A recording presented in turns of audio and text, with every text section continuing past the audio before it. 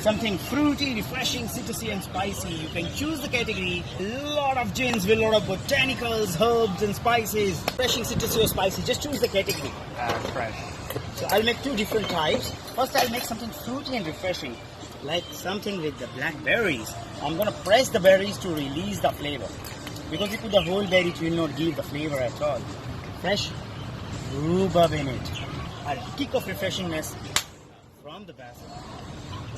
As this is something fruity aside, it's going to be very nice combination with the Jeffrey's gin. A beautiful lady on the water.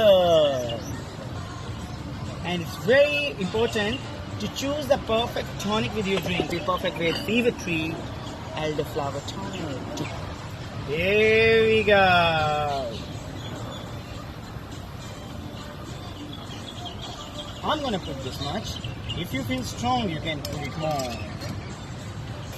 Try your drink and let me know how it is. Cheers.